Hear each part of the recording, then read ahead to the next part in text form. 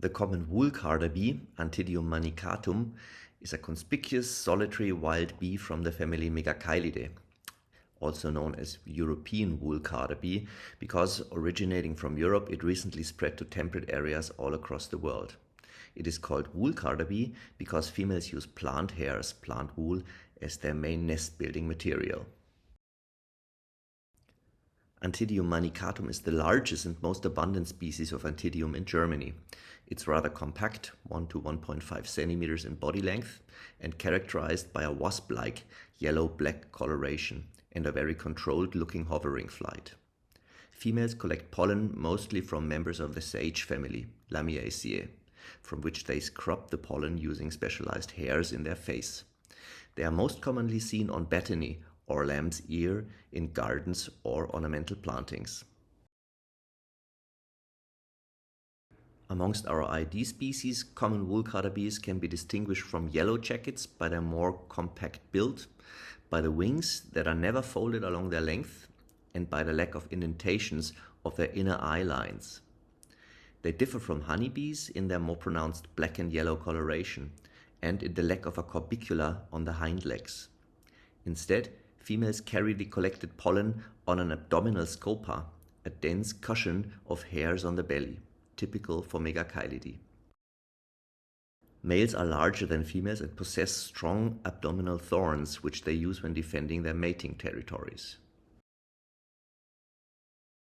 In Germany, the common woolcarder bee can only be confused with other species of Anthidium, which are usually smaller and much less common.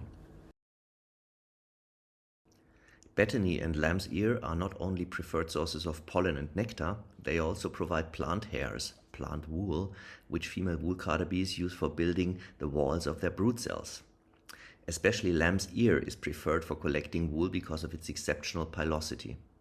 The females literally mow their way through the dense carpet of hairs using their strong mandibles. A ball of wool is formed between the legs and then transported to the nest, which is built in all sorts of pre-existing cavities, for example in former beetle burrows in dead wood.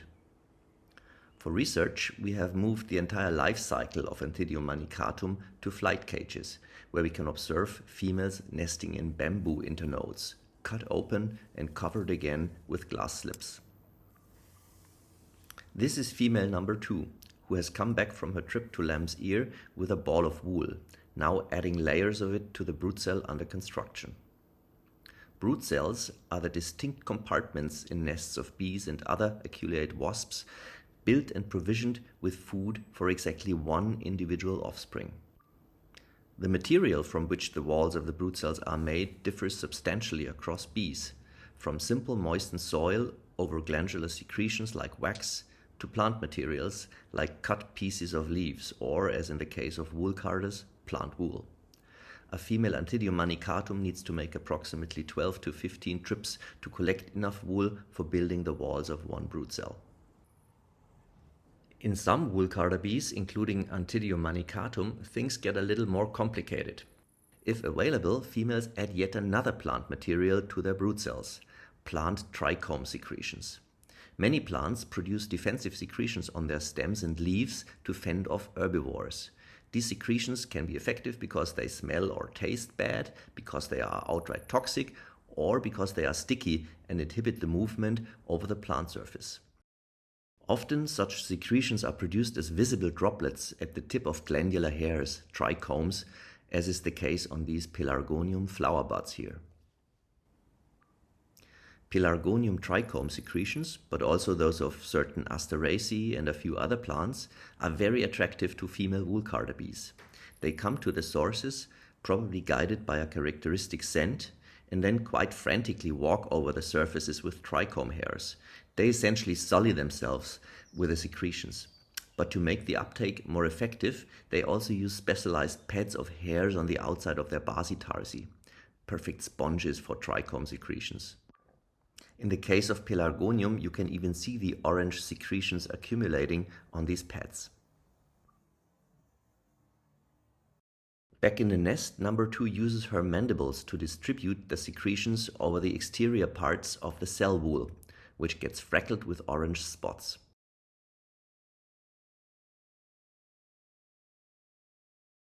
The amount of secretion used on a given cell varies quite a bit, probably depending on availability. And there are also cells that do not get any treatment at all. The function of the secretion is possibly twofold. For one, it is lipophilic and could protect the brood cell from moisture and microbes. Also, in a field experiment, the cells treated with trichome secretions by the bees had reduced mortality due to parasitic wasps, possibly because the odor of the secretion obscured the odor of the brood cell and made it harder for the wasps to locate their hosts. Once the wall of the cell is formed, the female starts to provision it with food for the larva. Typical for bees, that food is mostly pollen, which in Megachilidae is carried to the nest in the abdominal scopa. The pollen of Bethany, which number 2 carries here, is whitish and not very conspicuous on the similarly colored hairs of the scopa. First, she has to open the entrance of the brood cell, which she had closed before. She climbs inside, and we can only suspect what happens in the cell. Then comes out again, still loaded with pollen, turns around and reverses back into the cell. After a few seconds, she reappears, now without pollen, and superficially closes the entrance with a few sheets of plant wool. Then she follows a quite stereotypic cleaning ritual with special treatment for the wing surfaces, which are wiped clean using specialized hairs on the inside of the hind legs. Then she leaves for the next pollen collecting flight. To observe what exactly is going on inside the brood cell, I have opened a little window in the cell wall in the absence of number 2. You can now see the yet incomplete provisions for the future larva in the form of a grayish-white dumpling consisting of a mush of pollen mixed with nectar. A rather nice observation setting. Let's see what happens. Unfortunately, upon her return, number 2 has immediately noticed that something is wrong. She does not like the view at all and starts to close again the little window that I have opened in the wool.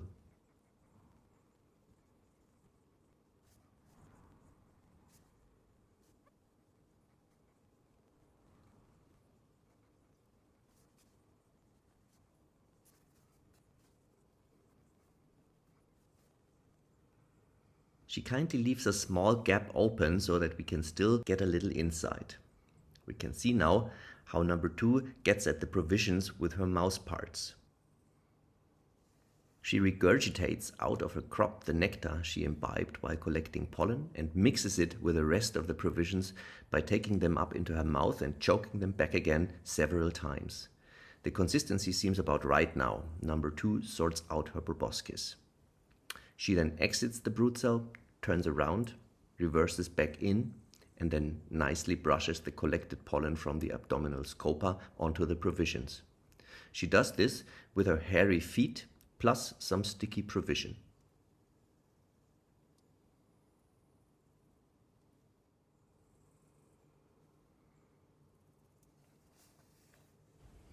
That's it for now. Number 2 closes the brood cell with some wool, cleans herself, and sets off for the next pollen collecting flight.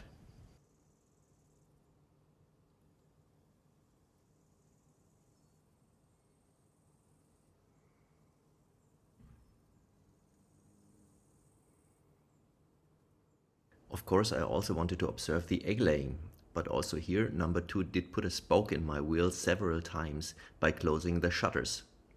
But here you can see the egg laying halfway.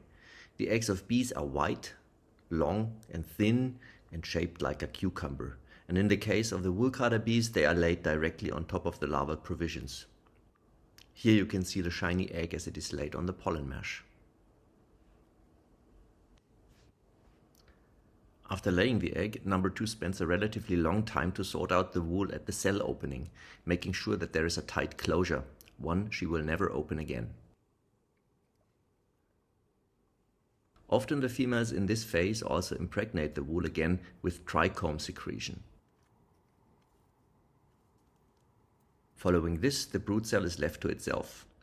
After 1 to 2 days, a small larva hatches from the egg, which spends the next 10 days feeding on the provisions, molting repeatedly and growing.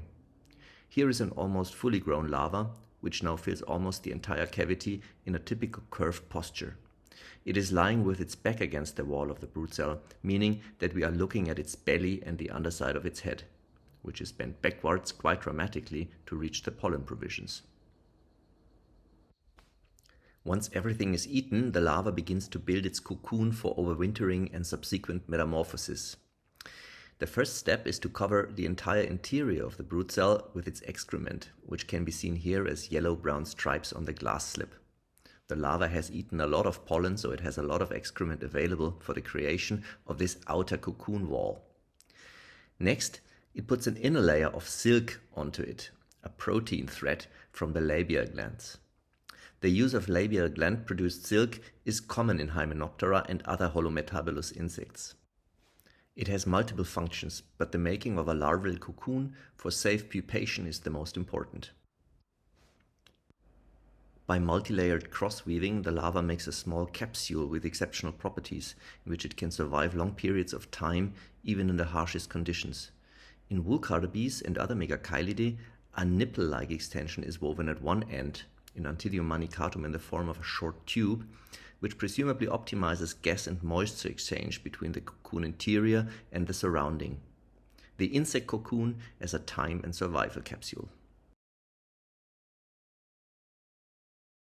Thanks to modern X-ray technology, we can also see through the wool and cocoon because they are less radiopaque compared to the pollen provisions and bee larvae.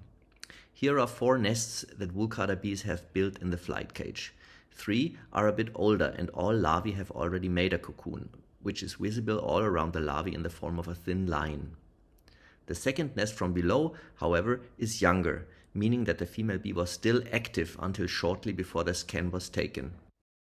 Here the oldest brood cells with the largest larvae are at the very back, on the left, while the youngest ones are near the entrance of the bamboo tube on the right.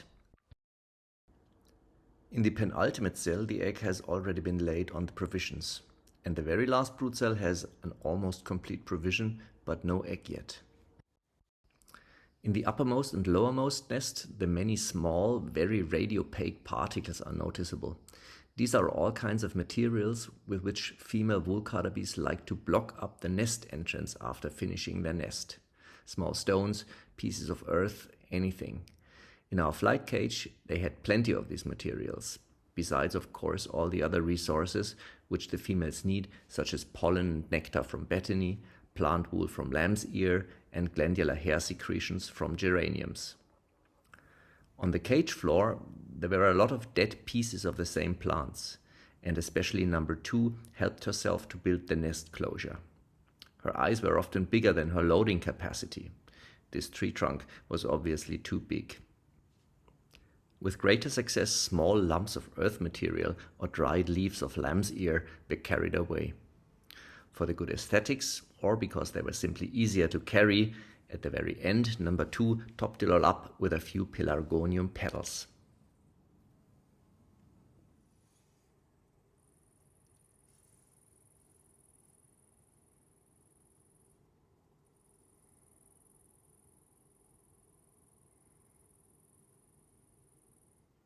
Woolcarder bees are true summer bees, with adults flying between the end of May and the beginning of August in Central Europe, with some variation depending on altitude and climatic conditions. In Düsseldorf, for example, they fly on average about a week or 2 earlier than in Bochum. They are univoltine, meaning there is almost always only one generation per year. The larvae go into diapause after completing their cocoon and survive the fall and winter in the cocoon. When it gets warmer, the next spring they pupate and finally hatch in early summer, completing the life cycle.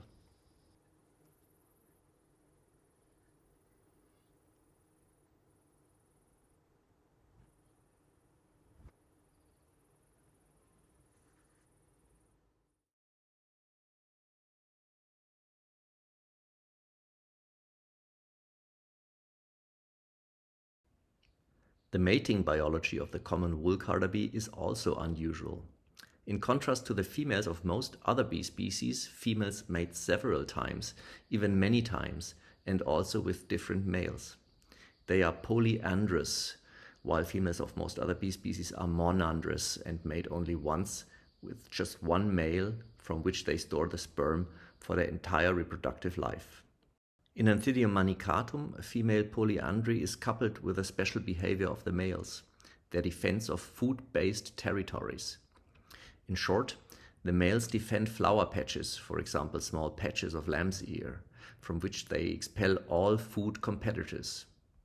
At the same time, however, they admit conspecific females to collect pollen and nectar, accepting copulations as a reward for the richly laid table. This is a rare case of interspecific territoriality, which means that apart from other male woolcarder bees, males also chase away other flower visitors, especially other bees like bumblebees and honeybees. This can take most of the time. Male woolcarder bees are constantly on the move, checking the flowers, seeing if there are any intruders. The bumblebees, which would clearly prefer to have a quiet meal, walking from flower to flower, literally do not have a moment's peace. They are constantly flown at, rammed, grabbed, and sometimes thrown to the ground in a wrestling match. Male woolcarder bees tend to be larger than females and are superbly equipped for resource defense.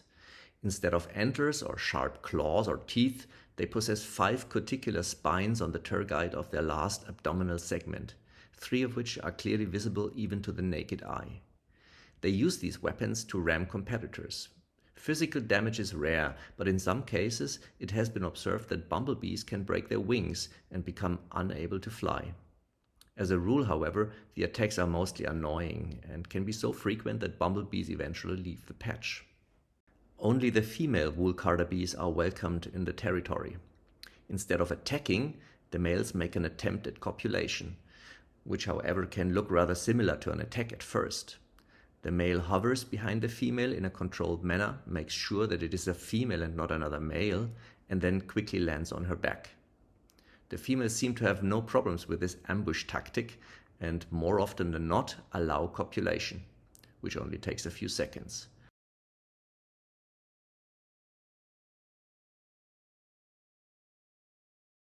Afterwards, the females carry on as if nothing has happened, collecting pollen and drinking nectar. The same female may mate again with another or even the same male just minutes later. From the female's point of view, the frequent matings seem unnecessary, because even a single copulation can provide enough sperm for all the eggs a female could possibly produce in a lifetime. But they also don't come at a high cost. From the male's point of view, it is essential to mate over and over again, because the female's next egg is almost always fertilized with the sperm of the male that mated with her last. This is called last male sperm precedence.